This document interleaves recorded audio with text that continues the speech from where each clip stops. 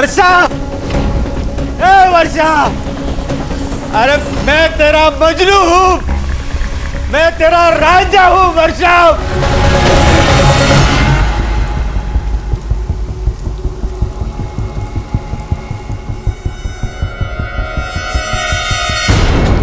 कौन है वहां? अरे कोई है?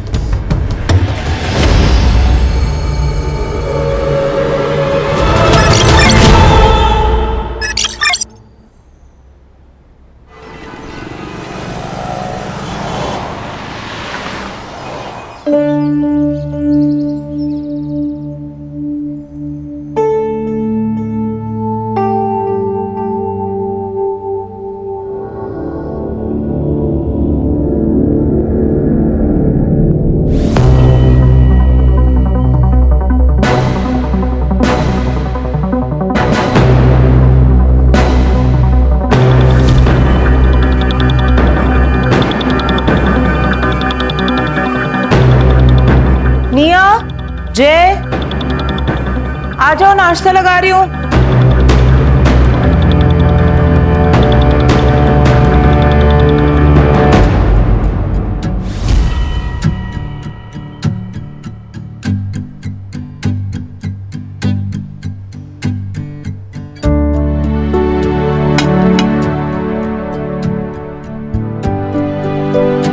पापा ये देखिए ना, मुझे यूके के कॉलेज में 50% स्कॉलरशिप मिली है। हमें सिर्फ 50% ही पे करना है, मतलब 15 लाख में पूरा कोर्स।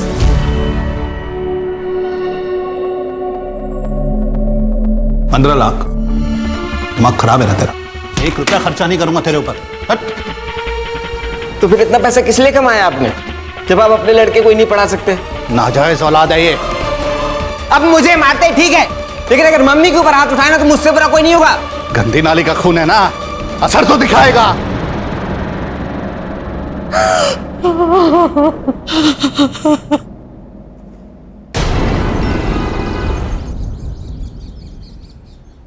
नितिन, नितिन नाश्ता रेडी है, जल्दी आओ।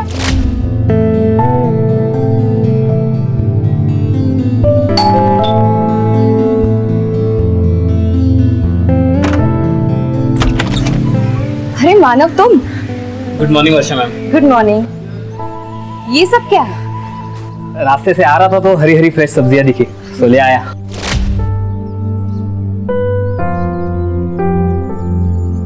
अच्छा सुनो, तुम ना डॉग फूड लेके आना, स्टोर रूम में है, मैं ये रख देती हूँ। मैं रख देता हूँ। अरे नहीं, इट्स ओके, तुम जाओ, मैं रखती हूँ। ठीक है, इस रूम में रखा? हाँ हाँ। ओके।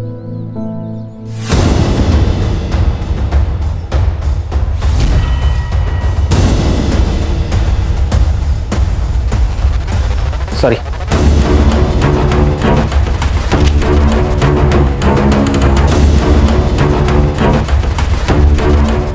आज फिर से पोहा, रोज रोज एक ही नाश्ता।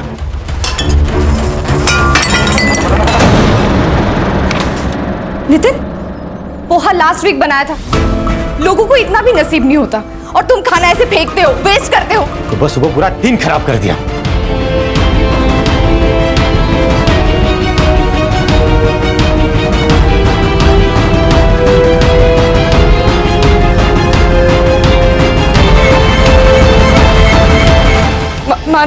मानव रहने दो, मानव। इट्स ओके मैम, मैं उठा लेता हूँ। Hi Jenny, see my new tattoo. You like it?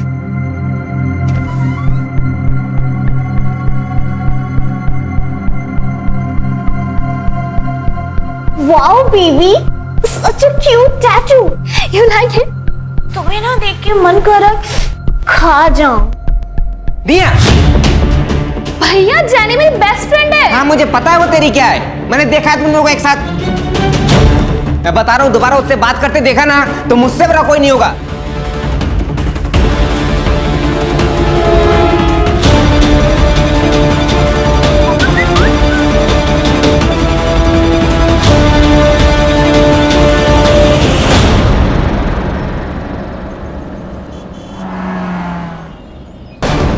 दूसरी बार आई है टेलर के पास।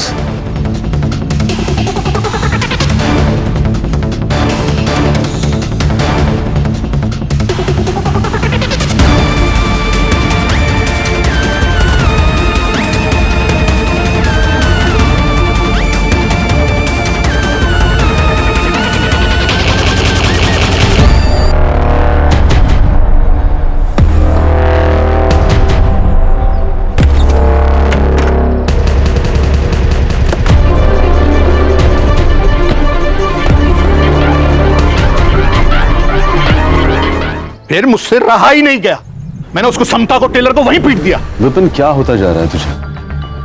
तेरी दिमागी हालत बिल्कुल ठीक नहीं। और मैंने सुना तूने जय और भाभी पर भी हाथ उठाया।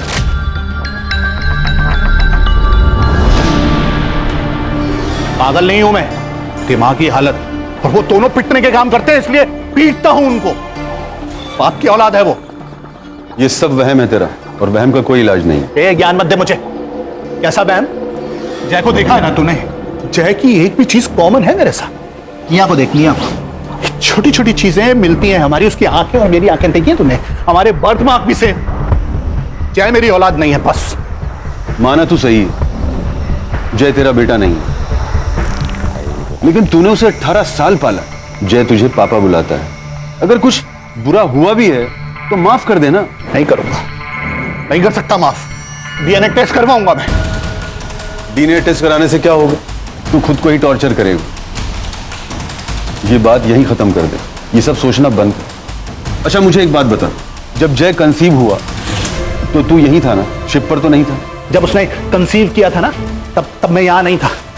पर तू नहीं समझेगा, तू जा जा जा, तू जा।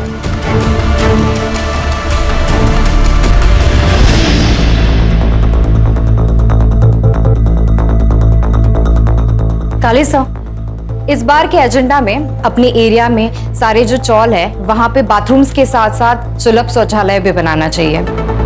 और अगर हम अपने शहर के यूनक्स के लिए कोई स्किल स्कूल खोले तो वहां पे डिसेबल लोग भी ज्वाइन कर सकते हैं, और फिर उन्हें सड़क पर भीख मांगने की कोई जरूरत नहीं पड़ेगी। हाँ, लेकिन हम लोगों को सड़क पर भीख मांगने की नौबत जरूर आ जाएगी। अगर वर्षा मैडम इसी तरह पार्टी का फंड चैरिटी पर लुटाती रही तो। असलम जी, जिस बारे में जानकारी नहीं होना उस बारे में बात नहीं करनी चाहिए। देखिए वर्षा मैडम, मैं पार्टी का सीनियर कार्यकर्ता हूं और पार्टी ने मुझे ट्रेजरर ऐसे नहीं बना दिया है। आपकी तरह ट्रॉफी कार्यकर्ता नहीं हूं मैं, जिसे पार्टी ने सिर्फ सोशल इमेज के लिए रखा है। How dare you! असलम, औरतों से बात करने की तमीज है तुझमें? पार्टी ने हर आदमी को अपने काम के लिए रखा है यहां, और हर आदमी की अपनी एक अहमियत है।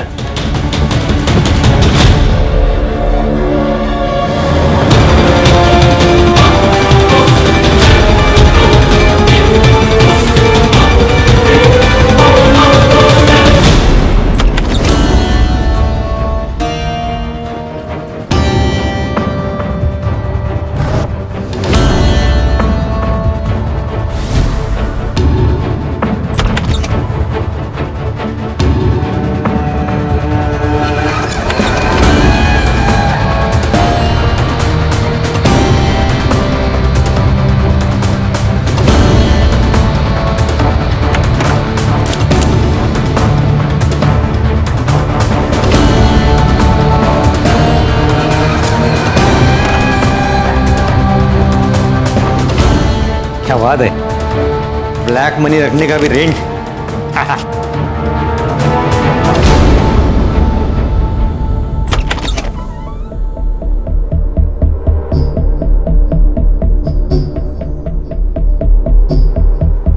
पापा, मैं जाने की पार्टी में जा रही हूँ, तो मैं जाऊँ?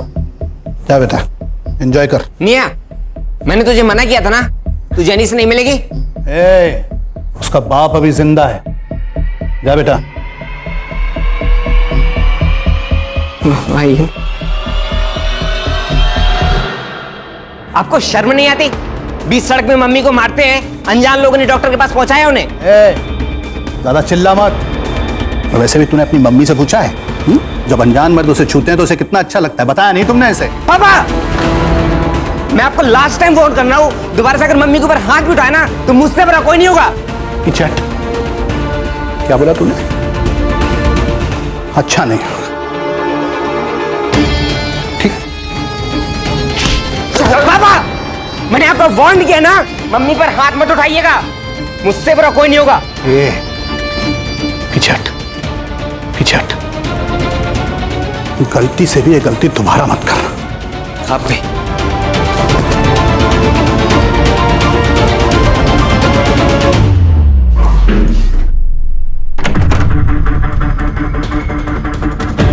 हाँ, अब वो लड़का मुझसे बर्दाश्त नहीं होता है। खत्म करो उसे।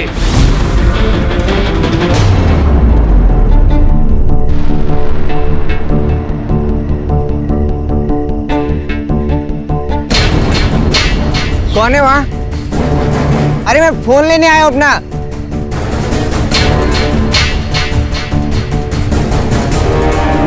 अरे कोई है?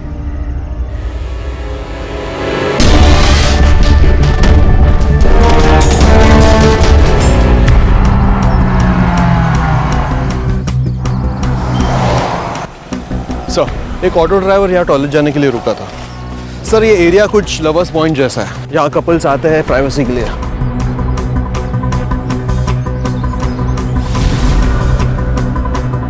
ये शक्ल कुछ जानी पहचानी लग रही है।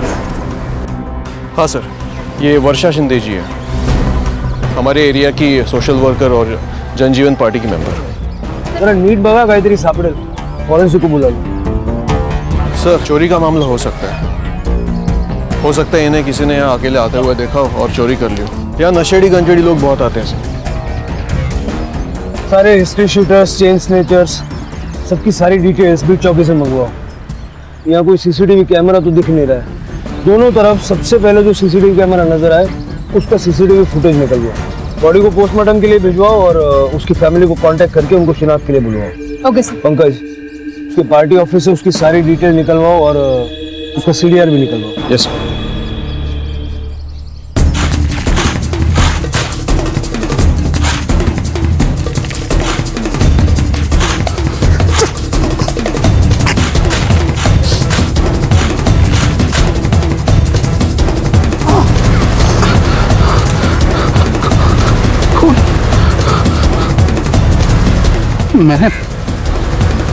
मैंने मार दिया उसे। Nitin ji, we are very sorry for your loss, लेकिन अभी हमारी सबसे ज्यादा मदद आप ही कर सकते हैं। आपकी वाइफ का मर्डर हुआ है, किसी से उनको कोई खतरा था क्या या कोई दुश्मनी वगैरह? वर्षा का कोई दुश्मन नहीं था सर। एक्चुअली हमें कोई बच्चा नहीं है और वर्षा माँ नहीं बन सकती थी। वो गरीबों को और रास्ते के जानवरों को मदद करके खुश हो जाती थी। सब वो काम के लिए बहुत पैशनेट थी। रोज सुबह उठ के गरीब बच्चों के लिए और स्ट्रे एनिमल्स के लिए खाना बनाती थी। उसके बाद देवदत्त काले साहब के ऑफिस जाती थी, उनके पार्टी का सारा काम संभालती थी, शेड्यूल बनाती थी। नितिन जी, आपकी पत्नी कल रात घर नहीं आई, आपको चिंता नहीं हुई? साहब, वर्षा का पार्टी के काम से बहुत ट्रैवल होता था। कभी कभी तो एंड वक्त पे वो प्लान बनाती थी। वो डायरेक्ट पार्टी ऑफिस से लातूर, विदर्भ, कोल्हापुर कहीं भी निकल जाती थी जहाँ उसको जरूरत पड़ती थी और वहाँ पे पहुँचने के बाद मुझे फोन करती थी। उनकी लाश हमें लवर्स पॉइंट पे मिली। कहीं आपको ट्रैवलिंग का बहाना देकर वो किसी के साथ वहाँ? How dare you say that? आप मेरी वर्षा के बारे में ऐसी घिनौनी बात कैसे कर सकते? आप गुस्सा मत होइए, देखिए हमें हर संभावना को सोचना पड़ता है। चलता हूँ मैं। नम्रता, वर्षा सोशली एक्टिव थी, पॉलिटिकल पार्टी भी ज्वाइन की थी। अच्छे लोगों के दुश्मन तो होते ही हैं। उसके ईमेल का एक्सेस ले लो नितिन से और उसके पॉलिटिकल पार्टी के ऑफिस से, देखो कोई थ्रेट मेल आया है क्या। Okay sir. अरे मैं कहता हूँ रुक जाओ, ये पुलिस स्टेशन है, यहाँ 24 घंटे के पहले कंप्लेंट नहीं लेते। 24 घंटे में कुछ हो गया तो? क्या? अरे मैं कुछ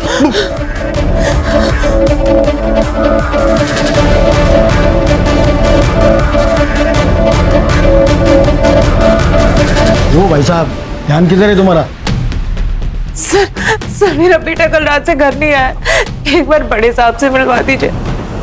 सर, मेरा नाम समता वर्मा है, ये मेरे पति हैं विपिन, ये मेरा बेटा है जय। कल रात से घर नहीं आया सर। कल इसका फोन गायब हो गया था। इसने मेरे नंबर से अपने फोन पे ट्राई किया लेकिन फोन नहीं लग रहा था, कई बार ट्राई किया। फिर अचानक रात में 11 बजे इसके फोन से मेरे फोन पे कॉल आया। हाँ हाँ, ये मेरा ही फोन है। अच्छा, मैं कल आ सकता हूँ क्या लेने? ओके, अच्छा अच्छा अच्छा, हाँ ठीक है, तो फिर मैं अभी आ जाता हूँ। हाँ हाँ, मेरा फोन ना किसी ठेले वाले को मिला है जॉगर्स पार्क के पास में, तो मैं लेकर आता हूँ। लेकिन अभी इतनी रात में? अरे वो रात की ट्रेन से ही गाँव जा रहा है, तो आप टेंशन मत लो, मैं चाबी लेकर जाऊँगा, आप सो जाओ। ध्यान रखना और जल्दी आना। टेंशन मत लो, आप आराम कीजिए, मैं लेकर आता हूँ। ओके? मुझे लगता है उसके साथ कुछ गलत हुआ है सर। आप प्लीज पता लगाइए सर। सर प्लीज पता लगाइए वो कहाँ है। सर प्लीज पता लगा लीजिए कहाँ है वो। देखिए आप फिक्र मत कीजिए पंकज, ये फोटो और बाकी डिटेल सब जगह सर्कुलेट कर दो। हम उसको ढूंढना शुरू करते हैं और जैसे ही कुछ पता चलेगा आपको तुरंत बताएंगे। प्लीज। मानव, तुम तो वर्षा जी के असिस्टेंट रहे हो ना? जी सर। पिछले दिनों उनका किसी से कोई लड़ाई झगड़ा, कोई रंजिश? नहीं सर, ऐसा तो कुछ नहीं, बट ये वर्षा मैम की डायरी है जिसमें उनके सारे अपॉइंटमेंट्स और पिछले हफ्ते वो किन किन लोगों से मिली और कुछ डिटेल्स हैं। पक्का कोई झगड़ा नहीं था ना? अरे नहीं नहीं सर, कैसी बातें कर रहे हैं आप। वर्षा बहन तो हम सबकी बहुत चाहती थी। अरे वर्षा बहुत हेल्पफुल थी, लेकिन उसका पति एक नंबर का हलकट्टा, बहुत परेशान करता था उसे। परसों रात को ही उनकी लड़ाई हुई थी। वर्षा ने उसे घर से बाहर निकाला था। वर्षा, वर्षा, वर्षा मेरे को माफ कर दे वर्षा, मैं फिर ऐसा नहीं करेगा। वर्षा, वर्षा मेरे को माफ कर दे वर्षा, प्लीज मेरे को माफ कर दे। साहब उस दिन वर्षा मैडम का झगड़ा हुआ था बूढ़ी औरत के साथ यहाँ पे। मैंने ठीक से सुना नहीं, लेकिन वो औरत बहुत गुस्से में थी, कुछ पोते के बारे में बात कर रही थी। अपने पोते को मैं अभी चला कर आई हूँ, उसका ऑपरेशन बिगड़ गया है छोटे अस्पताल में। पर हमने 5 लाख पूरे दिए थे उसके इलाज के लिए, डॉक्टर से बात करके। हाँ 5 लाख दिए थे, लेकिन उसमें से 2.5 लाख ले गए हैं मुझसे। अम्मा, अम्मा सुनिए, अम्मा सुनिए। छोड़ दो, इधर आइए। गुड़िया के बारे में मुझे वर्षा ने कुछ नहीं बताया सर। वो उसकी ऑफिस की बातें मुझे नहीं बताती थी। मेरे पास आपको बताने के लिए कुछ नहीं है सर। तो वर्षा जी के साथ आपका झगड़ा क्यों हुआ था, ये तो आप बता ही सकते हैं ना? साहब मेरा और वर्षा का रिश्ता ऐसा ही था, हम लोग लड़ते थे, झगड़ते थे, लेकिन फिर सुलह भी करते थे। उस दिन मैं थोड़ा ज्यादा पिया हुआ था तो वर्षा गुस्सा हो गई। लेकिन आपने तो कहा था कि वो घर पर आई नहीं थी। अब मैं शॉक में था साहब। वो दिन, टाइमिंग मुझे कुछ मालूम नहीं। ठीक है चलो।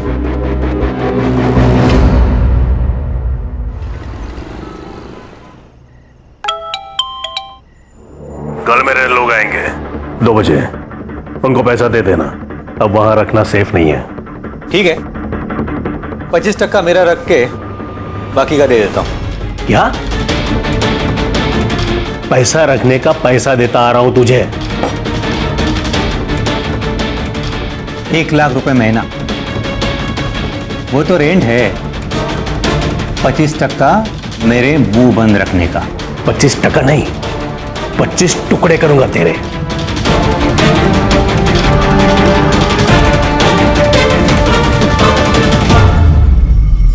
सर मैंने लवर्स पॉइंट जाके जय के बारे में कुछ दुकानदार और ठेले वालों से बातचीत की। सर वो हर शाम को वहां जॉगिंग करने के लिए जाता था, लेकिन सर किसी के साथ ज्यादा इंटरेक्शन नहीं होता था उसका। मुझे तो लगता है वो किसी लड़की के साथ भाग गया होगा। ऐसा है तो उसका बैंक स्टेटमेंट निकालो, आदमी कहीं भी जाएगा पैसों की जरूरत तो पड़ेगी। Right sir. हाँ पंकज, सर हमने वर्षा का शेड्यूल और उसकी डायरी चेक की, लेकिन हमें कुछ ऑफ नहीं लगा। लेकिन सर वर्षा का पति हमें थोड़ा गड़बड़ लग रहा है। मर्डर वाले दिन उसका वर्षा के साथ बहुत बड़ा झगड़ा हुआ था और ये बात उसने हमसे छुपाई थी। और एक बूढ़ी औरत ने भी वर्षा पर अटैक किया था। सर और एक और बात, जनजीवन पार्टी में एक सीनियर लीडर है असलम, वो भी वर्षा को कुछ खास पसंद नहीं करता था सर। उसकी बॉडी लैंग्वेज देख के लग ही रहा था कि वर्षा के जाते उसको प्रमोशन मिल गया। सीसीटीवी चेक करो, देखो वर्षा कब घर आई, कब उस बूढ़ी औरत ने उस पर अटैक किया और घर से वो वापस कब निकली। यस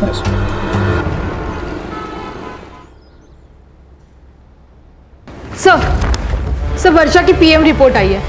डेथ 3 अगस्त को रात 11:30 से 1:30 बजे के बीच में हुई। सर धारदार चाकू से 2 stab wound. Cause of death excessive blood loss. Sir एक अजीब बात है, फॉरेंसिक टीम को क्राइम सीन पे 2 अलग-अलग ब्लड सैंपल मिले हैं। किलर का होगा। अपने डेटाबेस में सारे हिस्ट्री शीटर्स के साथ में मैच करवा लो। सर मुझे पर्सनली ऐसा लगता है कि ये किलर का नहीं, किसी और विक्टिम का हो सकता है। पंकज, क्राइम सीन को दोबारा अच्छे से चेक करो। अगर ये दूसरा खून किसी विक्टिम का है तो उसको ढूंढ निकालना हमारे लिए बहुत जरूरी है। क्विक। एक मजे की बात बताऊं, कल मैं और समता पुलिस स्टेशन गए थे जय की रिपोर्ट लिखाने। पुलिस वाले के सामने बार बार गिड़गिड़ा रही थी समता, मेरे बेटे को ढूंढो, मेरे बेटे को ढूंढो। एक भी बार उसने ये नहीं बोला कि हमारे बेटे को ढूंढो। फिर से ये सब लेकर बैठ गया। तेरा बेटा घर से लापता है, तुझे उसकी फिक्र होनी चाहिए। कभी सोचा है समता भाभी कितनी परेशान हो रही हो? कैसी फिक्र? मेरा बेटा होता तो फिक्र होती। अम्मा, आपने वर्षा मैडम को मारा था ना? हाँ, मैंने मारा था। इसके पति को भी मारना चाहिए। पर अम्मा, हुआ क्या था? इसने मेरे पोते के इलाज के लिए 5 लाख रुपया वो नेता से दिलवाए और फोटो भी खींचा। फिर उसका पति आकर मुझसे 2.5 लाख लेकर चला गया और मेरा पोता मर गया। सर, हमने उस बूढ़ी औरत की डिटेल्स निकाली। वर्षा से लड़कर वो अपने घर चली गई थी, लेकिन जिस दिन वर्षा का मर्डर हुआ उस दिन वो अपने घर नहीं आई। उनका कहना है कि वो शमशान के बाहर बैठी थी, लेकिन अब तक कुछ कंफर्म नहीं है। इस बूढ़ी औरत पे नजर रखो। सर, एक और बात, ये वर्षा चैरिटी तो करती थी, लेकिन लोगों से 50% कट लेती थी। अच्छा सर, सबके CDR reports. Sorry sir, system down होने की वजह से लेट हो गया। कुछ मिला? सर, वर्षा की सबसे ज्यादा बात उसके असिस्टेंट मानव से होती थी, उसके बाद देवदत्त तकाड़े और बाकी सब कॉल उसके पार्टी के वर्कर के साथ होती। और सर, उसका हस्बैंड नितिन, लेकिन सर मर्डर के दिन वो घर पे ही था। सर, एक इंटरेस्टिंग बात पता चली, वर्षा को 2 अगस्त दिन में जय वर्मा के नंबर से फोन आया था। सर, बात सिर्फ 10 सेकेंड तक चली और मर्डर के दिन दोनों का लास्ट लोकेशन वही था, अपना लवर्स पॉइंट। सर, कहीं जय ने तो वर्षा को नहीं मारा, मारकर भाग गया हो सकता है वर्षा ने जैसे भी कट लिया हो या लेना चाहती थी। सबसे पहले तो वर्षा की बॉडी के पास जो दूसरा ब्लड सैंपल हमें मिला, वेरीफाई करो वो जय का है या नहीं, और जय और वर्षा का कोई कनेक्शन है क्या ये पता करो। उसके घर जाओ, उसके माँ बाप से बात करो, उनका ब्लड सैंपल लो, वो पूरे घर की और खास करके जय के कमरे की अच्छे से तलाशी लो। यस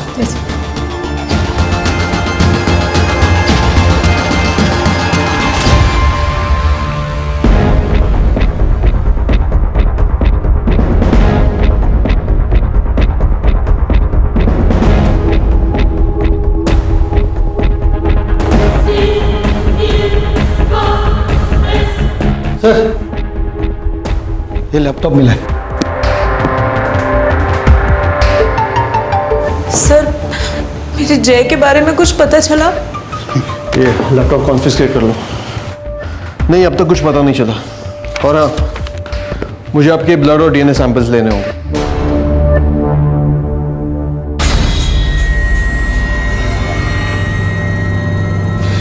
नहीं, मैं अपना ब्लड सैंपल नहीं दूंगा। और क्यों चाहिए आपको? किस लिए चाहिए आपको मेरा ब्लड का सैंपल? जब वो मेरी औलाद ही नहीं है तो मैं अपना खून क्यों दूंगा? विपिन तो इस टाइम भी ये सब बकवास कर रहा है। आप कौन? मैं विपिन का दोस्त हूँ, आई मीन फैमिली फ्रेंड। ये सब क्या पागलपन लगा रखा है यार? क्योंकि इनको मेरे जय की फिक्र ही नहीं है। हाँ, मेरे मेरे मेरे सुना सुना सुना सुना तूने? फिर से इसने कहा मेरे जय की, मेरे जय की। ये सच क्यों नहीं बताती कि किसकी नाजायज औलाद है वो? कहाँ मुंह काला किया था तूने? जवाब दे, जवाब चाहिए मुझे। जवाब चाहिए तो सुनो, जय प्रीमैच्योर बेबी है, 7वें महीने में डिलीवर हुआ था वो। उस वक्त तुम शिप पे थे और तुम्हें मुसीबत में नहीं डालना चाहती थी, इसलिए मैंने तुम्हें नहीं बताया। ज्यादा ज्ञान मत दे मुझे, वरना पीछे हटो, समझ गए? देखो, हमारे पास कोर्ट ऑर्डर्स हैं, ब्लड सैंपल तो आपको देने ही होंगे।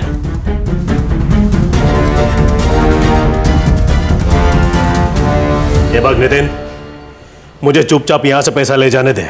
10 लाख दे दूंगा तुझे।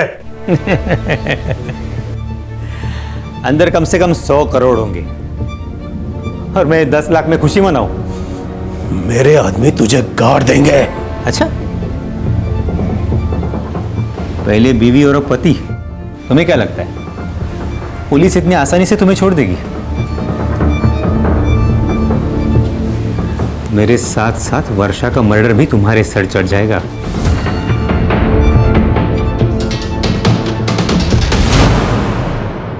विपिन जय को अपना बेटा ही नहीं मानता था। हाँ सर, और आज उन दोनों के बीच बहुत बड़ा झगड़ा भी हुआ। कहीं जय के गायब होने में इस विपिन का हाथ तो नहीं है? मुझे इस विपिन की पूरी कुंडली चाहिए। सर प्लीज टीवी ऑन करिए। वर्षा शिंदे, जो कि जनजीवन पार्टी की उभरी हुई युवा नेता थी, का कुछ दिन पहले ही मर्डर हो गया था और आज उनके घर पर हुई रेड में लगभग 100 करोड़ रुपए बरामद हुए। वर्षा शिंदे जनजीवन पार्टी के महाराष्ट्र हेड देवदत्त काले की बहुत ही करीबी मानी जाती थी। इस रेड में देवदत्त काले और उनकी पार्टी पर कई सवाल खड़े हुए हैं। आईटी डिपार्टमेंट पार्टी के सभी वरिष्ठ नेताओं से आजकल किसी की अच्छाई पे भरोसा नहीं कर सकते। ये 100 करोड़ रुपया कमाने के लिए वर्षा ने इतने दुश्मन बनाए होंगे, उनमें से किसी ने टिप दी है।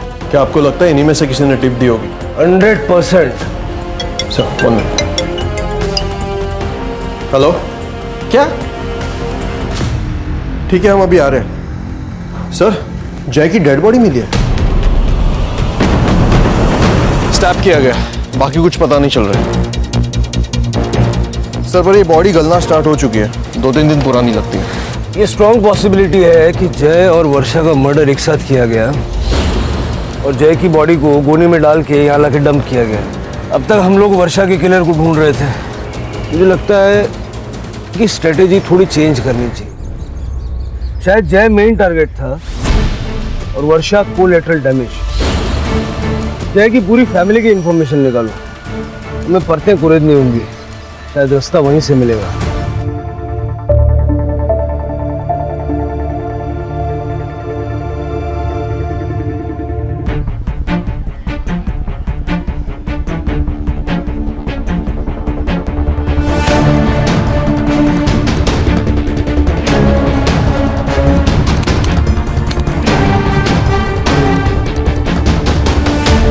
वर्षा शिंदे और उसके प्रेमी जय वर्मा की हत्या कर दी गई।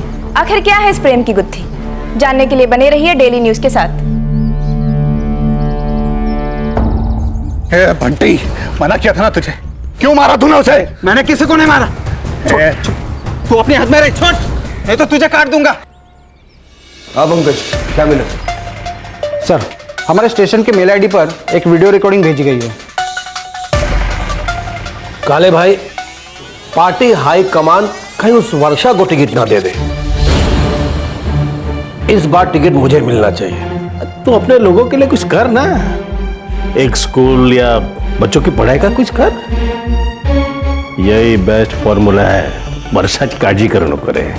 उसको तो वैसे भी पॉलिटिक्स में कोई इंटरेस्ट नहीं है। अरे काले भाई, कुछ लोगों का अनपढ़ रहना ही बेहतर होता है, उन्हें भड़काने में आसानी होती है। हमें कुछ और करना पड़ेगा।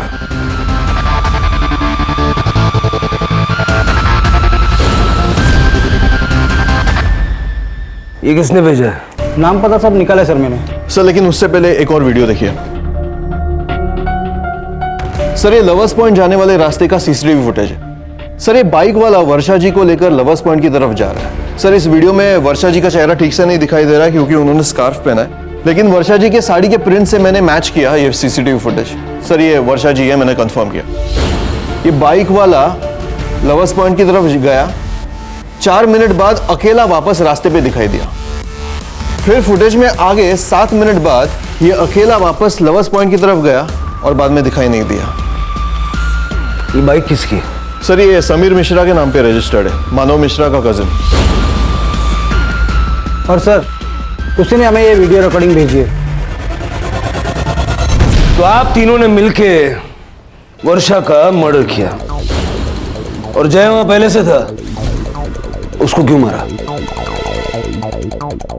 येड़ा जालस की गया। हम लोग पॉलिटिशियंस हैं, क्रिमिनल्स नहीं। आजकल फर्क पता कहां चलता है? क्यों नितिन? ऐसा मैंने क्या किया है? मैंने तो वो किया जो वर्षा ने मुझे बताया। मैं तो इन लोग को जानता भी नहीं। असलम को पैसे के बारे में मालूम था, असलम ने टिप दिया, बाद में रेड पड़ी, है ना? गद्दार! चुप कर काले, मुझे पता चल गया था कि तू मेरे को टिकट नहीं देगा। अरे टिकट पाने के लिए पहले काम तो कर। और इतना पैसा जो तेरे खिलाया, काम भी करूं, पैसा भी खिलाऊं, क्या क्या करूं? तो ऐसा नहीं, क्या पैसा देके उसके फायदे भी तूने बहुत लिए हैं। छोड़ूंगा नहीं तुझे, तेरी वजह से मेहनत कर रहा। मानव को अरेस्ट कर लिया है। यांना पण घेऊन चला, लंबी चार्जशीट बनेगी।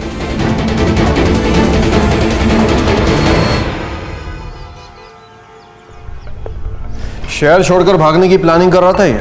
अरे भागेगा तो तब जब भागने देंगे। देखिए सर, मैं सच बता रहा हूँ सर, मैंने कुछ नहीं किया है। मुझे पता था लेकिन कि मैं एक दिन पकड़ा जाऊंगा, क्योंकि मेरे पास पैसा है ना पॉलिटिकल सपोर्ट। ये पॉलिटिकल पार्टी में काम करके विक्टिम कार्ड खेलना सीख गया तू। दाखव त्याला। वर्षा के साथ तू ही है ना? आता भाषणाला सुरुवात कर भावी आमदार। लेकिन एक शर्त है, सिर्फ सच बोलना है। चल। मैं प्यार करता था वर्षा मैम से। उन्होंने पॉलिटिकल पार्टी सिर्फ सपोर्ट के लिए ज्वाइन की थी। मैम की सोशल मीडिया इमेज की वजह से पार्टी को फायदा हो रहा था, और मैम को पॉलिटिकल इन्फ्लुएंस का। और मैम को पति मिला वो नितिन जैसा, जो वो हर काम करता था जो मैम को पसंद नहीं था। और बॉस मिला वो देवदत्त काले जैसा।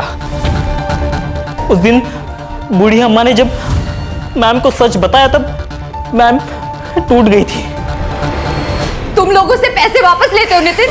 How could you? आवाज नीचे कर। और ये मैंने जो किया है ना, वो तेरा बॉस है ना, वो देवदत्त काले, उसके कहने पे किया है। हाँ वर्षा बोल। क्या ये सच है? क्या आप चैरिटी का दिया 50% पैसा अपने पास रखते हो? चैरिटी से पार्टी नहीं चलती, पैसा चाहिए। उस दिन मैम ने मुझे कॉल करके पिक करने के लिए बुलाया। उन्होंने मुझे किसी होटल पे ड्रॉप करने के लिए कहा था। जब हम बैक रोड से जा रहे थे तो मैम ने मुझे एकदम गाड़ी रोकने के लिए कहा। उनकी तबीयत ठीक नहीं थी, उन्हें लो बीपी था, और उन्होंने सडनली उल्टियाँ स्टार्ट कर दी। मानव, मुझे और उल्टी आने वाली है, तो प्लीज जाकर मेरी दवाई लेके आओ। लेकिन मैम मैं आपको यहाँ अकेले कैसे छोड़ के जाऊँ? मैं यहाँ वेट कर लूंगी, तो प्लीज जाओ, मेरी तबीयत बहुत खराब हो रही है।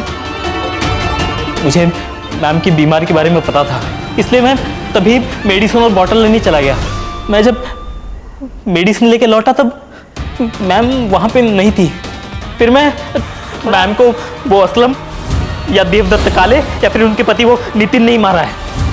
नम्रता, जय की फोटो देखो उसको। ये लड़का जय जब वर्षा को मारा गया उसी वक्त से ये भी मिसिंग था, और जहां वर्षा को मारा गया ठीक उसी जगह पर इसको भी मारा गया। और 2 तारीख को दिन में इसने वर्षा को कॉल किया था। जय और वर्षा को 3 अगस्त की रात 11:30 से 1:30 के बीच में मार दिया गया। जय के घर वालों का कहना है कि जय उसका फोन लेने वहां गया था। तुमने 10 मिनट के लिए वर्षा को अकेला छोड़ दिया और किसी ने उन दोनों को मार दिया। लेकिन सर वहाँ पे ये लड़का जय क्या कोई भी नहीं था? जय और वर्षा एक दूसरे को कैसे जानते थे? उस दिन ऑफिस में मैम से मिलने आया था। उसे अपने घर से दूर किसी कॉलेज में एडमिशन चाहिए था। घर से दूर क्यों? सर, मैंने जय का लैपटॉप कॉन्फिस्केट किया था। अमन को उसमें जय की एक ऑनलाइन जर्नल मिली। सर, जय अपने बाप से नफरत करता था, और जय का अपनी बहन की गर्लफ्रेंड के साथ भी पंगा था। बहन की गर्लफ्रेंड के साथ पंगा म्हणजे काय? सर, एक्चुअली जय की बहन लेस्बियन है। जय उसी जगह गया था जहाँ वर्षा गई थी। हो सकता है कि उसने वर्षा को देखा हो और वो उससे मिलने चला गया। तो शायद हम ये मान के चल सकते हैं कि वर्षा के कातिल ने ही जय को भी मार डाला। सर, पर वो सिर्फ जय की बॉडी क्यों लेके गया? शायद वो जय की बॉडी पहले डंप करने ले गया हो, वहां मानव आ गया और कातिल डर के भाग गया। जय की फैमिली का सीडीआर। मर्डर के दिन उसके फैमिली का कोई भी आदमी उस लोकेशन के आजू बाजू भी नहीं था। ये जय की बड़ी बहन निया और उसकी गर्लफ्रेंड, दोनों को बुलाओ। सर, ये मैडम जेनी, अमन ने इसकी ऑनलाइन फ्रॉड की सारी हिस्ट्री निकाली है। हमने जय भैया को नहीं मारा। उस दिन तो हम दोनों डॉक्टर के पास गए थे, और चैनी को ये सब फ्रॉड करना पड़ा जय भैया की वजह से, ताकि वो सेक्स चेंज ऑपरेशन करा सके। Well, I hate capitalism.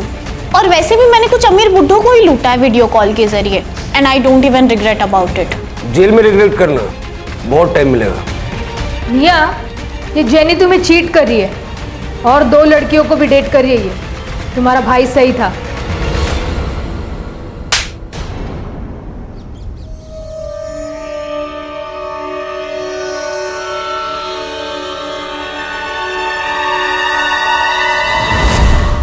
उस विपिन वर्मा ने तुझे उसके बेटे को मारने की सुपारी दी थी ना? नहीं साहब, ऐसा कुछ नहीं है। ए झूठ मत बोल, फोन रिकॉर्ड, इस गली का सीसीटीवी फुटेज सब है हमारे पास। बड़े, ये ऐसे नहीं बोलेगा, इसको गाड़ी में डाल दो।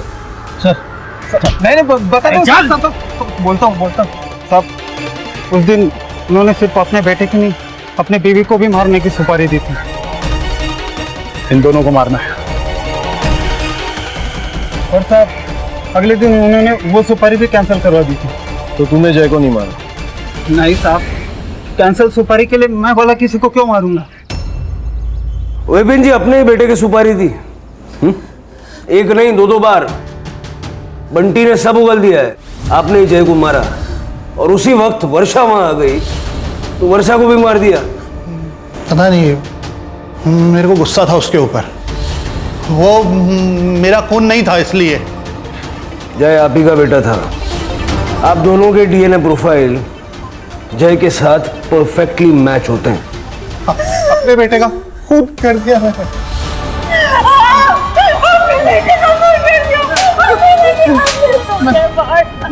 मैंने अपने बेटे को मार दिया क्या? इनका मेडिकल करवाओ, हो सकता है ये मेंटली डिस्टर्ब्ड है। ले जाओ। मैंने अपने बेटे को मारा। सर, जय का सिम ऑन हुआ है।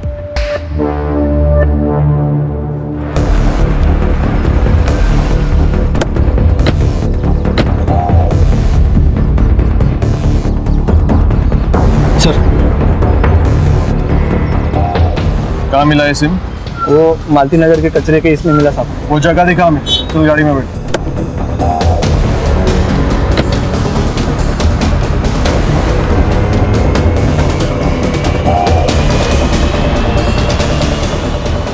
ये सिम कार्ड मालती नगर में मिला था ना? जी सर। लवर्स पॉइंट के एरिया से इस सिम कार्ड का यूज करके जय को बैकरोड पे बुलाया गया और उसका मर्डर करके उसकी बॉडी को मर्डर आइलैंड के जंगल में डंप किया गया। Yes sir. बॉडी अपने आप तो गई नहीं होगी, ट्रक, टेम्पो, ठेला, रिक्शा, गाड़ी, कोई ना कोई व्हीकल तो यूज हुआ होगा। Right sir. लवर्स पॉइंट के एरिया से मर्डर आइलैंड के जंगल के बीच जितने भी कनेक्टिंग रोड्स हैं सबका सीसीटीवी फुटेज चेक करो और उसको टाइम ऑफ डेथ से मैच करके देखो। कोई ना कोई गाड़ी तो ऐसी दिखेगी। सर, लवर्स पॉइंट जाने वाले रास्ते का सीसीटीवी फुटेज 3 कार्स कॉमन मिली है, लेकिन ये कार हमारे किलर की है।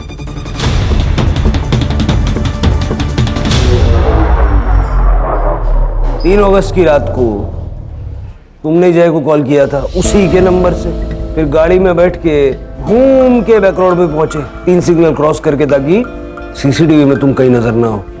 बताओ क्यों मारा जय को? मुझे उसके बाप विपिन से नफरत थी। मेरा सीनियर था शिप पे। मैं, समता, विपिन तीनों कॉलेज में दोस्त थे। मैं समता को पहले से ही पसंद करता था, लेकिन विपिन ने मुझसे पहले ही उसके घर पे रिश्ता भेज दिया और उसकी शादी हो गई, जबकि वो उसे बहुत मारता था। लेकिन उसने विपिन को नहीं छोड़ा, लेकिन मेरी बीवी ने सिर्फ शिप की जॉब की वजह से मुझे छोड़ दिया। इसीलिए मैंने भी शिप की जॉब छोड़ दी। पर तभी एक अच्छी चीज हो गई, विपिन को स्किज़ोफ्रेनिया डिटेक्ट हुआ और ये बात सिर्फ मुझे ही पता थी। मैंने उसकी दिमागी हालत का इस्तेमाल उसे भड़काने में की। जय तुझ पे बिल्कुल भी नहीं गया, उसकी एक भी हरकत तुझसे नहीं मिलती। मैंने ही उसे कहा था जय को मारने के लिए, ताकि जय मर जाएगा, वो पकड़ा जाएगा और समता मेरी हो जाएगी। लेकिन उस गधे ने जय और समता दोनों की सुपारी दी। फिर मुझे वो सुपारी कैंसिल करवानी, तब मुझसे रहा नहीं गया और मैंने जय को मारने का फैसला कर लिया। इसीलिए मैंने उस दिन जॉगिंग पे जाने से पहले जय के घर जाकर उसका फोन चुरा लिया। फिर मैंने उसी के नंबर से उसके कॉल किया और भैया हमको फोन मिला है, आप ही का है ना? हाँ हाँ, ये मेरा ही फोन है। हाँ तो भैया ले जाइए ना यहाँ से, जॉगर्स पार्क से। ठीक है, मैं अभी आ जाता हूँ। ठीक है भैया। कौन है वहाँ? अरे कोई है?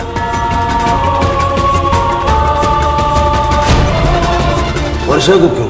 वर्षा ने जय की बॉडी देख ली थी।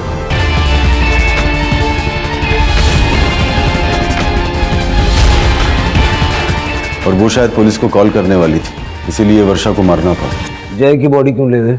वर्षा की बॉडी वहां क्यों छोड़ दी? वर्षा की बॉडी पुलिस को मिलती तो पुलिस उसका मर्डर इन्वेस्टिगेशन करती, और मेरा उससे कोई कनेक्शन नहीं था, इसलिए मैं रडार में भी नहीं आता।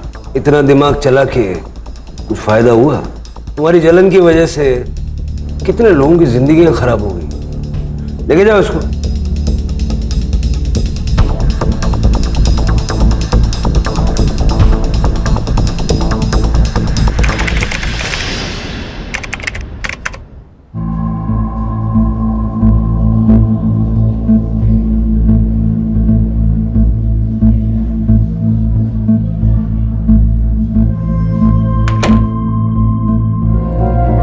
सब तैयारियां हो चुकी हैं, चलो शुरू करते हैं।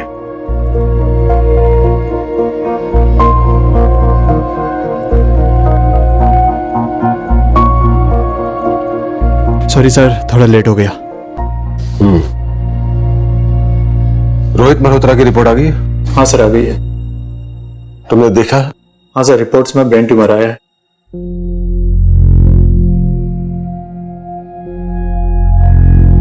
ऑपरेशन लेट करो। लेकिन सर, मैं कैसे कर सकता हूँ सर? एमएस किया है ना, तो कहीं तो शुरुआत करनी पड़ेगी।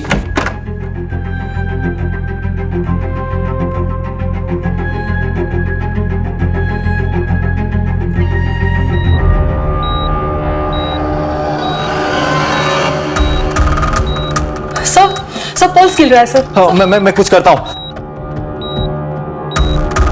सर, मैं डॉक्टर प्रफुल्ल को बुलाती हूँ। हाँ, जल्दी बुला के ले आओ। डॉक्टर प्रफुल्ल! डॉक्टर प्रफुल्ल!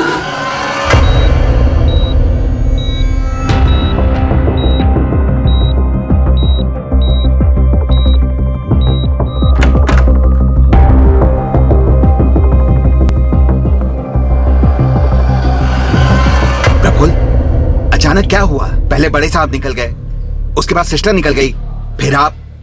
क्या हुआ, क्या है? बच्चे बच नहीं पाए। क्या? इतना छोटा सा ऑपरेशन था, मर कैसे सकती हो? डॉक्टर, तुझको तो आज मैं छोड़ूंगा नहीं, काट डालूंगा उससे।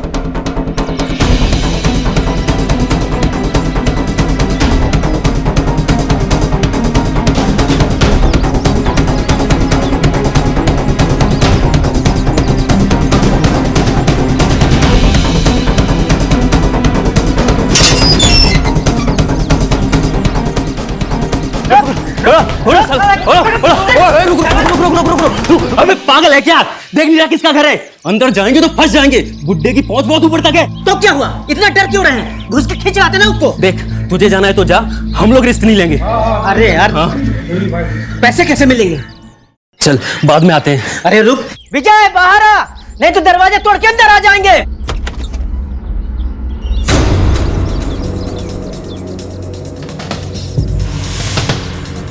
दरवाजे को या मेरे पति को हाथ भी लगाया ना तो काट के रख दूंगी।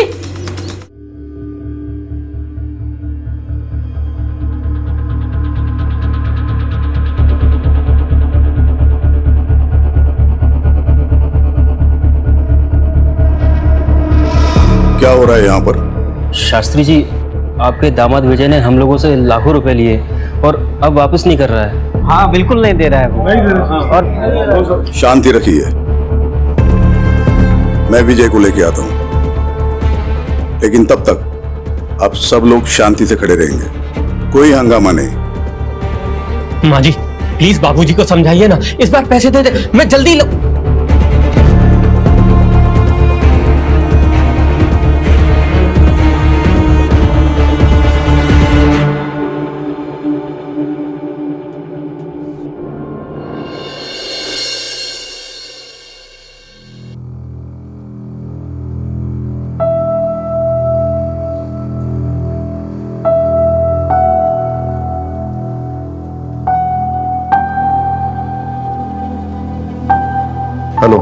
केशव शास्त्री बोल रहा हूं। आप यहां हमारे घर आ जाइए तुरंत। बाबूजी, बाबूजी मैं आपका दामाद हूं, आप ऐसा नहीं कर सकते। ये लोग मुझे मार देंगे। आपकी बेटी भी।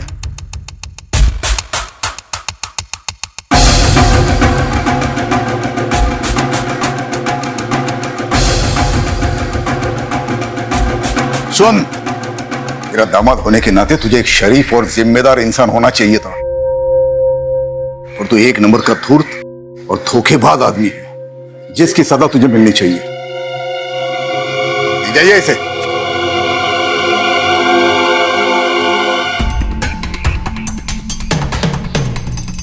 मैं चाहता हूं कि आप सभी को न्याय मिले, और जिस किसी को भी मेरे दामाद विजय से प्रॉब्लम है वो बिना कानून अपने हाथ में लिए पुलिस की मदद ले ले, वरना वो भी मेरी नजर में उतना ही गुनहगार होगा जितना कि विजय। बाबूजी, बाबूजी आपने ये सही नहीं किया। विद्या, अपने बाबूजी से ऐसे बात करते हैं? विद्या, सही क्या है गलत क्या है तुमसे सीखने की जरूरत नहीं है मुझे। और बाबूजी ने वही किया जो एक शरीफ इंसान को करना चाहिए। मक्खन लगाना बंद करो, अगली बारी तुम दोनों की। तुम्हें क्या लगता है मुझे पता नहीं कि मेरी गैर मौजूदगी में तुम दोनों मेरे दवाखाने में क्या करने जाते हो? सारे पेपर्स मैंने ऑडिट के लिए भेज दिए हैं। ऑडिट का रिपोर्ट आएगा तो तुम दोनों को भी भेज दूंगा जेल में हवा खाने के लिए।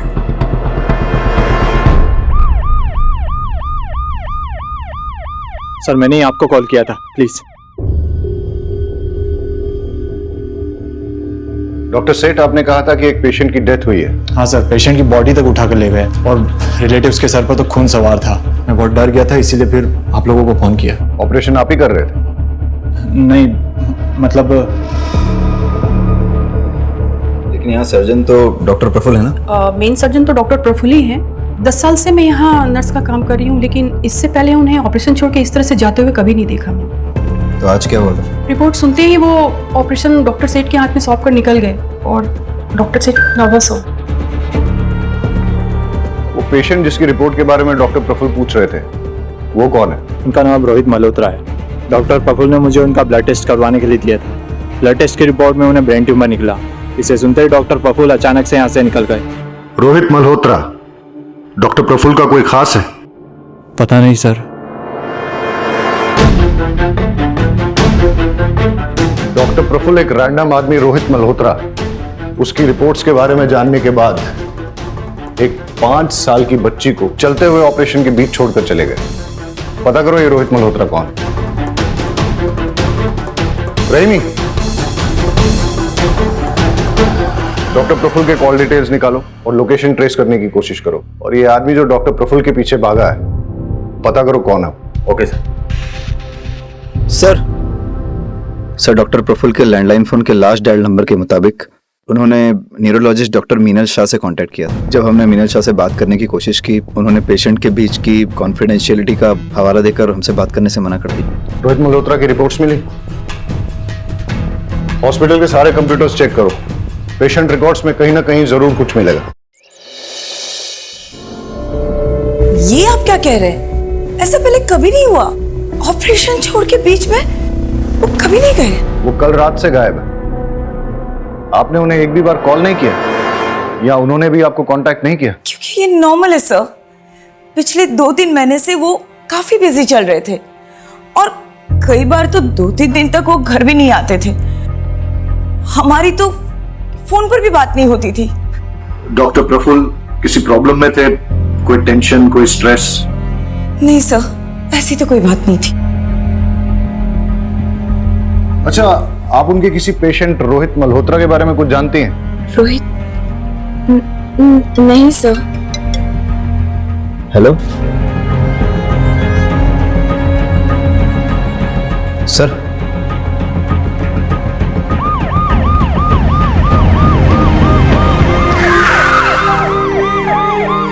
ये सब धरना कर रहे हैं।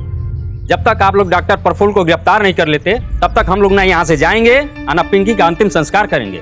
तो जैसे ही हमें मिल जाते हैं हम उनके खिलाफ मेडिकल नेग्लिजेंस का केस चलाएंगे। लेकिन गलती पिंकी के मामा मंगू की भी है। हॉस्पिटल में तोड़फोड़ करने का इल्जाम है उस पर। और अगर गलती से उसने डॉक्टर प्रफुल्ल के साथ कुछ उल्टा सीधा किया ना, बहुत बुरा फंसेगा। इसलिए आप हमें बता दीजिए कि मंगू कहाँ है। मुझे नहीं पता। हम उसकी बॉडी का पोस्टमार्टम करवाएंगे, जिससे कि डॉक्टर प्रफुल्ल के खिलाफ केस और स्ट्रांग हो जाए। पिंकी को न्याय ऐसे मिलेगा, इस तरह धरना देने से नहीं। गांव वालों पे नजर रखो।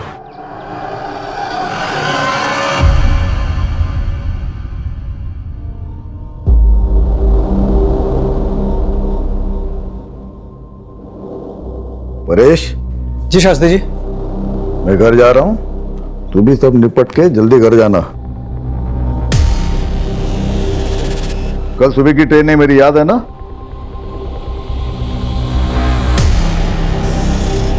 जी शास्त्री जी।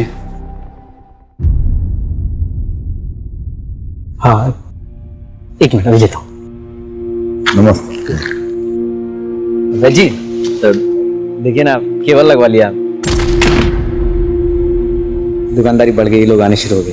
बढ़िया है, बस इसी तरह तरक्की करो। मेरी शुभकामनाएं तुम्हारे साथ है।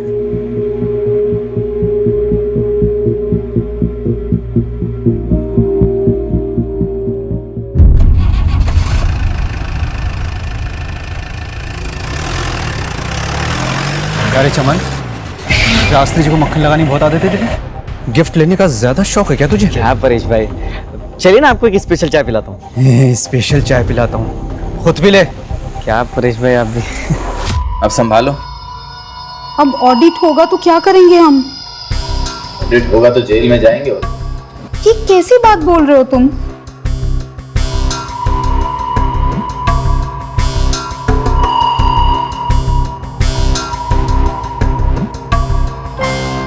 कुछ बोलोगे तुम? मुझे बहुत डर लग रहा है। तू टेंशन मत ले, सब संभाल लिया मैंने। कल अपनी जिंदगी बदलने वाली है। सच्ची?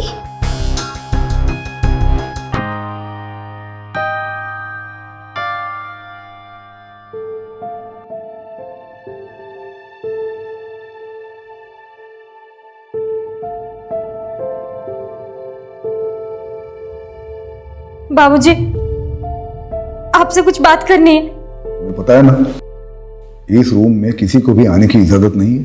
बाबूजी, आप प्लीज विजय को छुड़वा लीजिए, प्लीज। चलो चलो यहाँ से बाबूजी, बाहर चलो। बाबूजी मेरी बात तो बाहर सुनिए। जाओ। बाबूजी प्लीज मैंने मेरी बोला बात बाहर सुनिए। जाओ।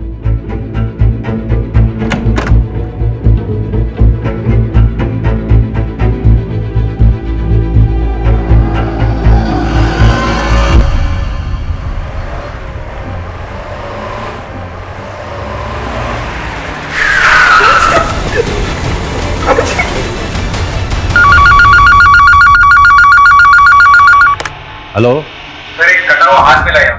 क्या? कहाँ?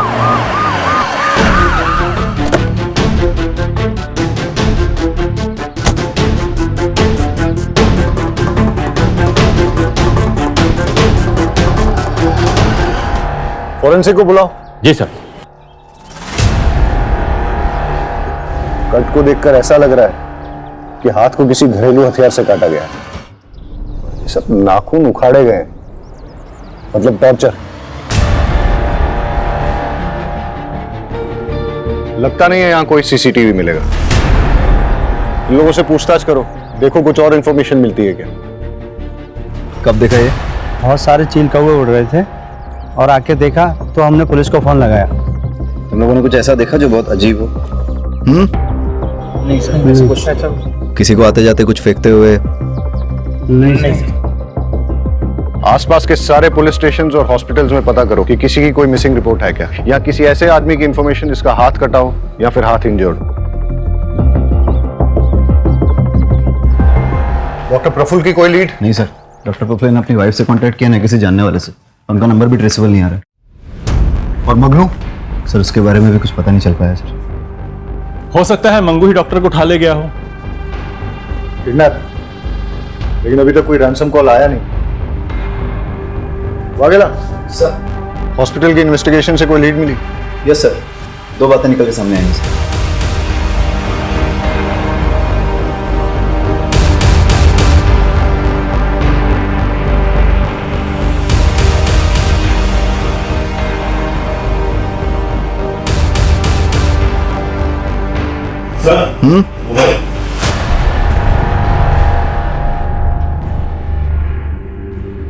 डेटा निकाला इसका?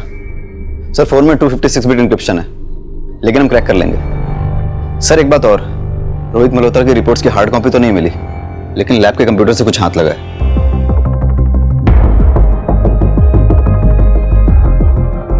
इसकी मुझे हार्ड कॉपी मिल सकती है?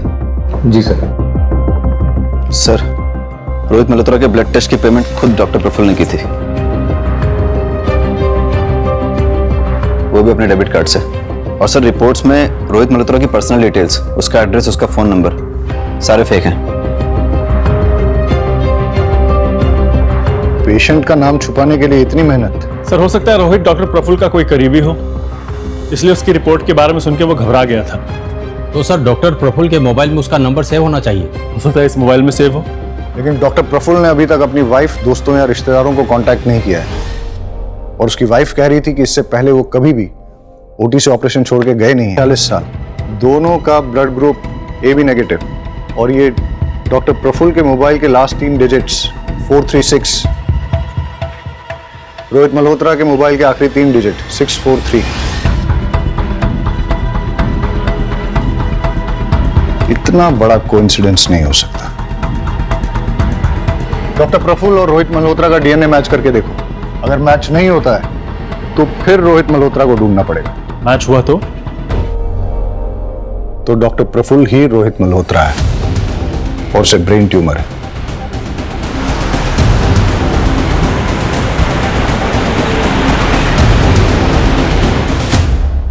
आपको पता है कि आपके पति को ब्रेन ट्यूमर है? क्या? ये आप क्या कह रहे हैं? आपको कैसे पता? डॉक्टर प्रफुल्ल ने रोहित मल्होत्रा के फेक नाम से एक ब्लड सैंपल टेस्ट करवाने के लिए दिया था। वो ब्लड सैंपल डॉक्टर प्रफुल्ल के ब्लड से मैच होता है, और इस टेस्ट की रिपोर्ट के अकॉर्डिंग रोहित मल्होत्रा यानी कि डॉक्टर प्रफुल्ल को ब्रेन ट्यूमर है।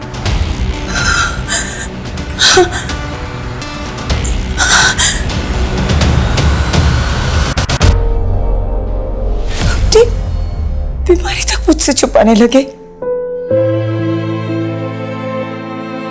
पहले ऐसे नहीं थे, सब बताते थे मुझे, बहुत प्यार करते थे। पता नहीं क्या हो गया, क्यों? आप प्लीज उन्हें ढूंढिए, प्लीज। आप चाहे ना माने, पर वो बुरे इंसान नहीं है। आप प्लीज उन्हें ढूंढ दीजिए, प्लीज प्लीज।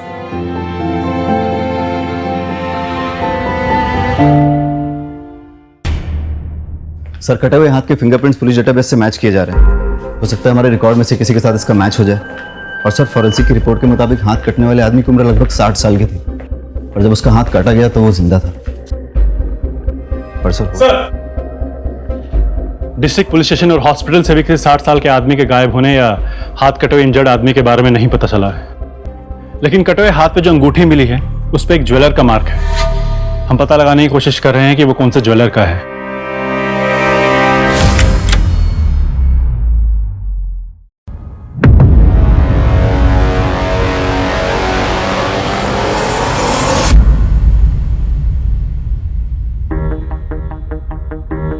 परेश भैया, ये सब दवाखाना कैसे हो गया? तू निकल यहां से। मैंने तुझसे कहा ना, निकल यहां से। चल निकल यहां से।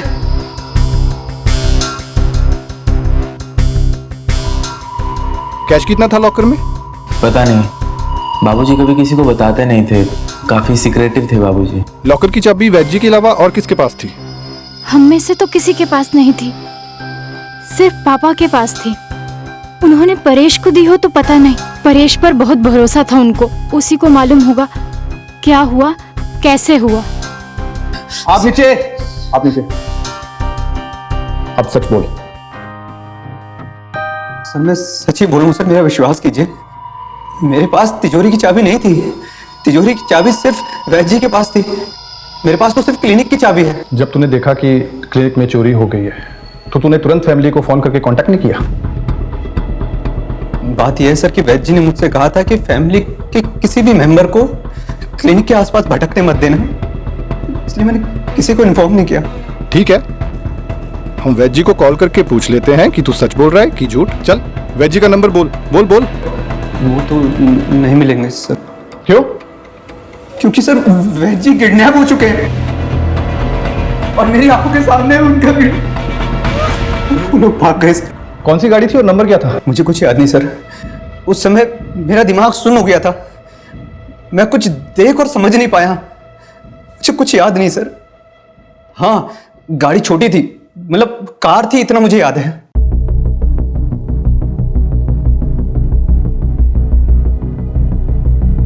शास्त्री जी का है? कॉन्फ्रेंस के लिए गए हैं इगतपुरी। अच्छा, अगर मैं कहूं कि वो वहां पे पहुंचे ही नहीं है।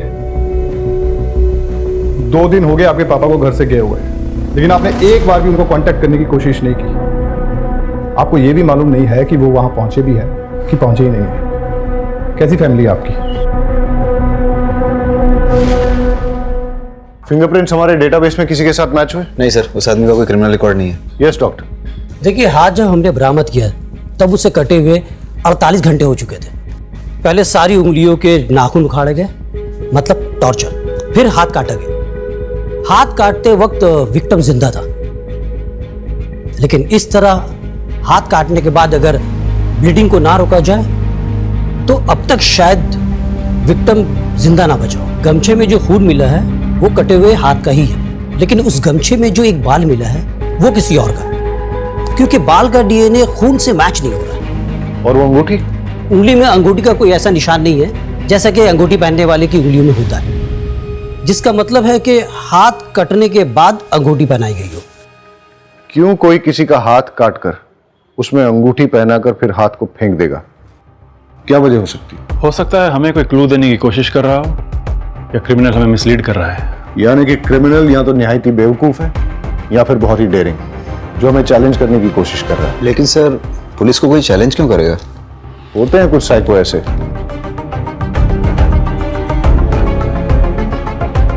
वागेला सर, इस अंगूठी के ट्रेडमार्क से पता करो कि किस ज्वेलर की है, और पता करो किसने खरीदी और कब खरीदी। ठीक है सर। Thank you doctor. तो डॉक्टर प्रफुल्ल के कैबिन में मिला फोन डिक्रिप्ट हो गया है। हमें उसमें कुछ फोटोग्राफ्स और 10 फोन नंबर मिले हैं। उन नंबरों को नाम के साथ सेव नहीं किया गया है। इंटरेस्टिंग। पता करो ये 10 फोन नंबर किसके नाम पे रजिस्टर्ड हैं और इन सबसे कांटेक्ट करो। और ये जो फोटोग्राफ्स हैं वो किसके हैं? सो डॉक्टर प्रफुल्ल के और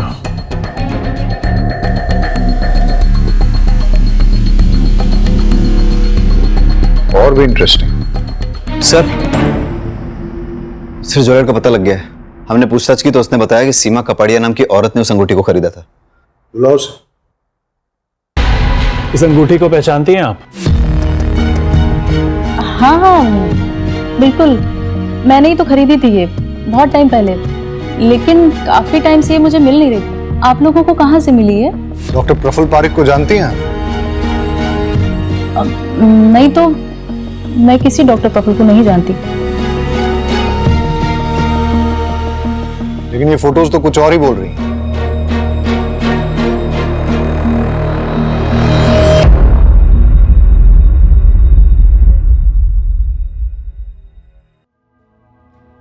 एक्चुअली सर, मैंने ही ये अंगूठी प्रफुल्ल को दी थी। वो कॉलेज टाइम में हम साथ थे, हमारा अफेयर चल रहा था, लेकिन कुछ टाइम बाद मेरी शादी मिस्टर कपाड़िया से हो गई और प्रफुल्ल की भी शादी हो गई, लेकिन हमारा मिलना जुलना अभी भी जारी था। लेकिन आपने डॉक्टर प्रफुल्ल को पहचानने से भी इनकार क्यों किया? प्रफुल्ल कुछ टाइम पहले से मुझसे पैसे मांगने लगा, कह रहा था कि उसके हॉस्पिटल में कुछ लॉस चल रहा है। मैंने स्टार्टिंग में तो पैसे दे दिए, लेकिन वो मुझसे बार बार पैसे मांगने लग गया। जब मैंने मना किया तो मेरी कुछ फोटोज उसके पास थी, मुझे ब्लैकमेल करने लग गया। तो फिर आपने क्या किया? मैं क्या करती सर, किसी ना किसी तरह पैसे का अरेंज करके उसको देती रही, लेकिन उसकी डिमांड्स बढ़ती जा रही थी। इसलिए आपने उसको गायब करवा दिया या फिर मार ही दिया? नहीं नहीं, बिल्कुल भी नहीं सर। सर मैंने ऐसा बिल्कुल नहीं किया है सर, ट्रस्ट मी, मैंने कुछ भी नहीं किया सर, कुछ नहीं किया। अंगूठी तो डॉक्टर प्रफुल्ल की है और कटा हुआ हाथ किसी और का है। दोनों में कोई ना कोई कनेक्शन तो होना चाहिए। कैसा कनेक्शन सर? आपको लगता है ये हाथ काट कर डॉक्टर प्रफुल्ल ने डंप किया है? पाठक, डॉक्टर प्रफुल्ल के गायब होने से पहले वो हाथ काटा गया है, और डॉक्टर प्रफुल्ल किसी का हाथ काट के उसे अपनी अंगूठी क्यों पहनाएंगे? वो अपने ही खिलाफ कोई क्लू क्यों प्लांट करेंगे? हो सकता है कोई ऐसा तीसरा आदमी हो जिसका इन दोनों के साथ कनेक्शन हो।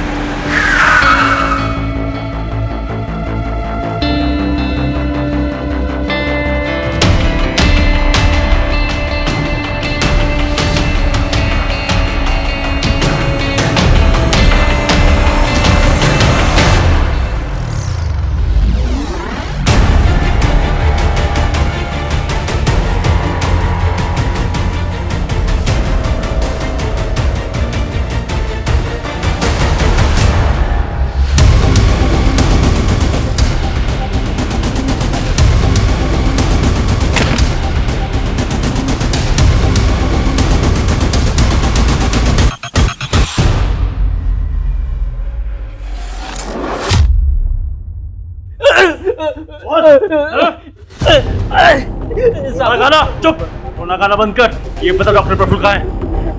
मुझे कुछ नहीं पता। बता, बोल। मैं तो आपके डर के वजह से मैं चुप रहा था साहब।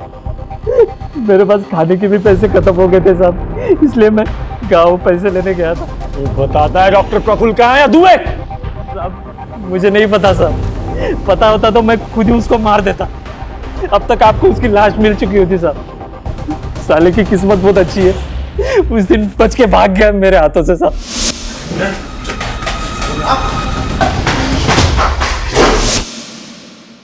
झूठ बोल रहा है तू, क्योंकि जितनी चोट डॉक्टर प्रफुल्ल को लगी थी उस हिसाब से वो ज्यादा दूर तक भाग नहीं सकते थे। पक्का तेरे ही हाथ लगे होंगे। मैंने ढूंढा था साहब, पर मिला नहीं मुझे वो। और आप मुझसे सवाल पूछ रहे? अरे उससे जाके पूछिए ना, जिसके वजह से मेरी 5 साल की भांजी मर गई साहब।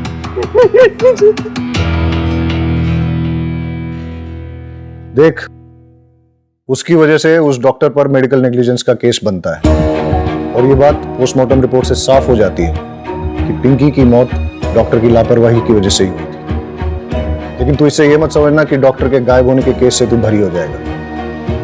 डॉक्टर के साथ मारपीट और हॉस्पिटल में तोड़फोड़ करने के चार्ज में अंदर करो इसे। चलो चल।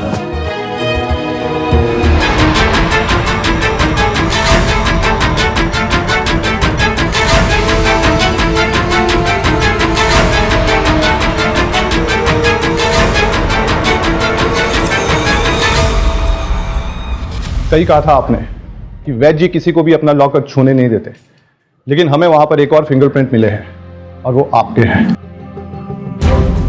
मैंने कोई चोरी नहीं की है सर।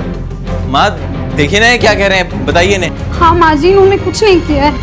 मैंने कोई चोरी कुछ नहीं किया है सर। मैंने कुछ नहीं किया है तो फिर डर क्यों रहे हो? तलाशी लो। सर तलाशी किस बात की, जब मैंने कुछ किया ही नहीं है।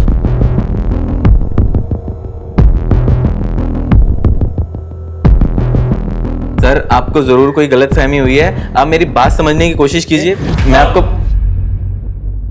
ये देखिए इसकी अलमारी से क्या मिला है।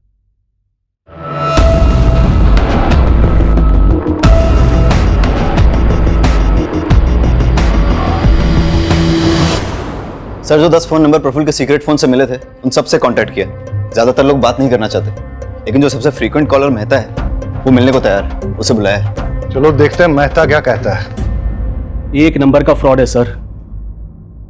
इलाज के नाम पर लाखों का चूना लगा दिया। पहले बोला कि मिरेकल ड्रग है, फिर जब कोई फायदा नहीं हुआ तो बोला कि एक्सपेरिमेंटल था। मिरेकल ड्रग, एक्सपेरिमेंटल, जरा खुल के बताइए कौन सा ड्रग और किस बीमारी का इलाज? सर मैं इम्पोर्टेंट हूं, नामर्दानगी का इलाज करा रहा था। सर मेहता और बाकी 9 लोग जिनके नंबर उस फोन में से मिले थे उनका कच्चा चिट्ठा निकालते हैं। हो सकता है इनमें से किसी ने डॉक्टर प्रफुल्ल से बदला लेना चाहा हो सकता है कि तुम्हारी थ्योरी सही हो, लेकिन ये एक इलीगल ड्रग ट्रायल है, इसलिए सारे ट्रांजैक्शंस कैश में होंगे और सारी डीलिंग सीक्रेट होंगी। सर मिरेकल ड्रग वाली बात प्रफुल्ल और इन 10 लोगों के अलावा भी तो किसी को पता हो सकती है। हाँ, पर किसको?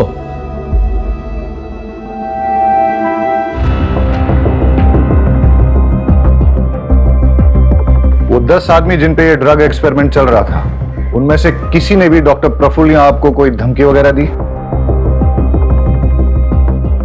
दिनेश मेहता नाम का एक आदमी कुछ दिन पहले घर आया था। आपको मेरी बात समझ में आ रही है नहीं आ रही है? देखिए मिस्टर मेहता, आप मुझे इस तरीके से धमका नहीं सकते। आपने कंसेंट लेटर साइन किया है, ये बात आप भूलिए मत मिस्टर मेहता। फिर आप भी मत भूलिए कि इलीगल कामों में कंसेंट लेटर नहीं चलता। अब आपकी गर्दन मेरे हाथों में, मुझे मेरा पैसा वापस करिए वरना अंजाम भुगतने के लिए तैयार हो जाओ। प्रफुल्ल ने क्या कुछ नहीं किया पैसे कमाने के लिए, पर क्या मिला इस पैसे से? सब बर्बाद कर दिया, कुछ नहीं बचा है। डॉक्टर प्रफुल्ल ने आपके नाम पे 5 करोड़ की इंश्योरेंस पॉलिसी ली है। आप कहना क्या चाहते हैं? कुछ नहीं, मैं सिर्फ इतना याद दिला रहा हूँ कि उनके जाने के बाद भी आपको पैसों की तंगी नहीं होगी। 5 करोड़ रुपए बहुत होते हैं। आप मुझ पे शक कर रहे हैं? जब तक हमें किसी के खिलाफ कोई ठोस सबूत नहीं मिल जाते, तब तक हमारे लिए सब सस्पेक्ट है।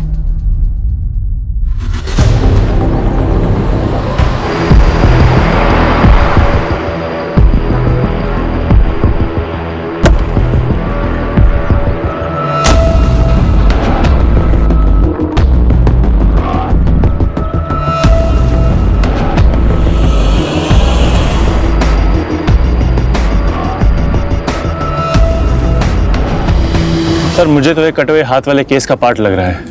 देखिए ना, इस पैर को ऐसी जगह डंप किया है जहां पे आसपास सीसीटीवी कैमरा होना मुश्किल है। वागेला रहीमी, आसपास चेक करो, कुछ और क्लू मिलता है क्या?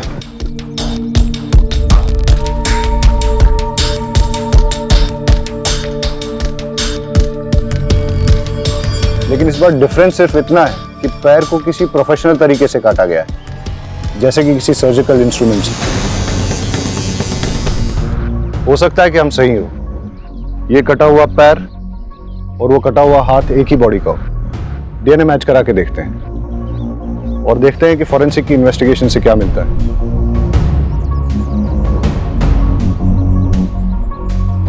लगता है एक स्टेट वाइड अलर्ट जारी करवाना पड़ेगा किसी 60 साल के आदमी की मिसिंग के लिए। सर खंबात पुलिस स्टेशन से एक अलर्ट आया है। सर वहाँ की पुलिस एक 60 साल के मिसिंग आदमी को ढूंढ रही है। उन्हें एक 60 साल के आदमी का कटा हुआ हाथ और पैर भी मिला है। फोन कांटेक्ट करो। Okay sir. आप हमें केशव शास्त्री का डीएनए सैंपल भेज दीजिए। हम कटे हुए हाथ और पैर के डीएनए से मैच करके देखते हैं और आपको अपडेट करते हैं।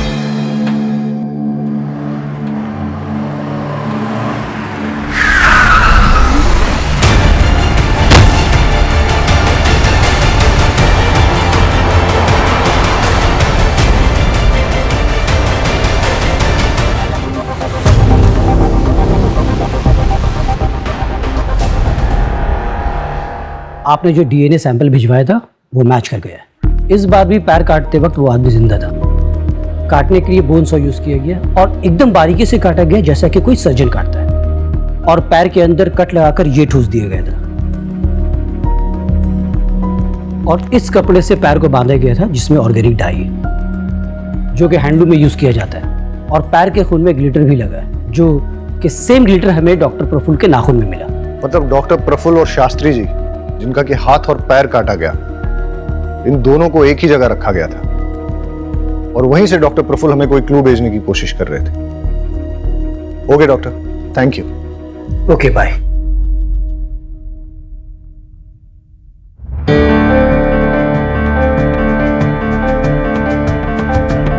ये बीड्स, हैंडलूम और इस कपड़े में जो ऑर्गेनिक डाई लगी है, ऐसा काम तो आसपास के एरिया में एक ही गांव में होता है। मतलब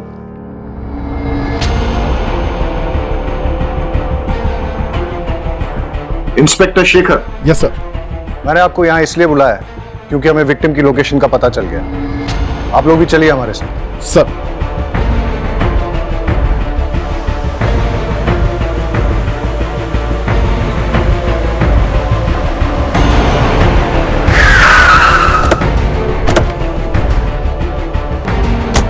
उठ, बता नहीं तो दूसरी टांग भी काट दूंगा। बता। कुत्ता लेके आ। अबे कुछ भी और काटा ना, ये मर जाएगा। साहब हमारे गांव में काम चलता था, लेकिन कोविड की वजह से बंद हो गया। पास में एक फैक्ट्री है, उधर देख सकते हैं। ऐसे नहीं मर सकता। बहुत बड़ा प्लान है मेरा, ऐसे नहीं मर सकता। बेहोश हो रहा, पानी लेके। उठ, शास्त्री।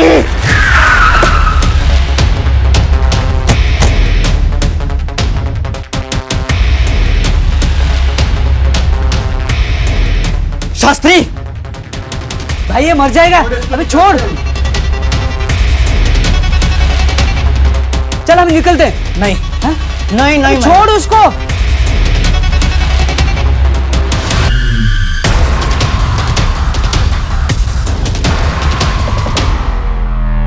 छोड़, अबे चल चल।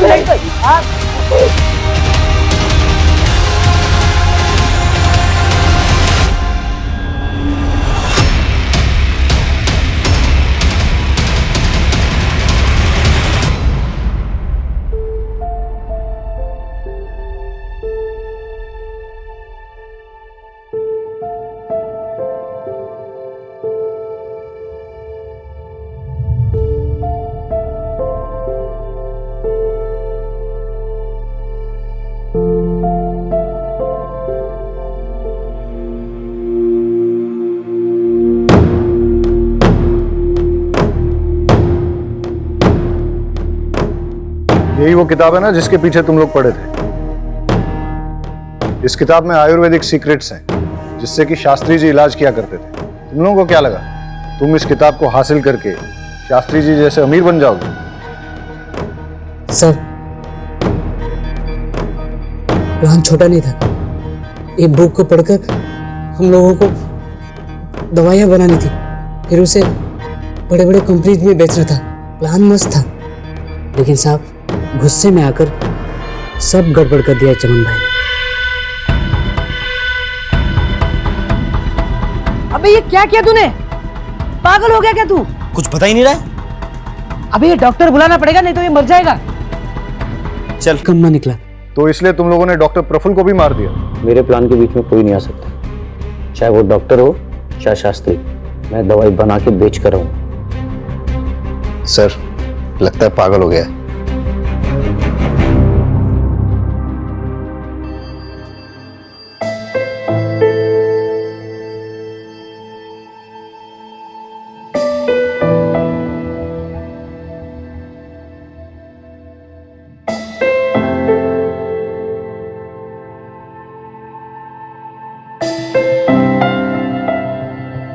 चमन पहले से ही साइको था, लेकिन किसी को इसके बारे में पता नहीं था क्योंकि सबके सामने वो हंसमुख बना रहता था।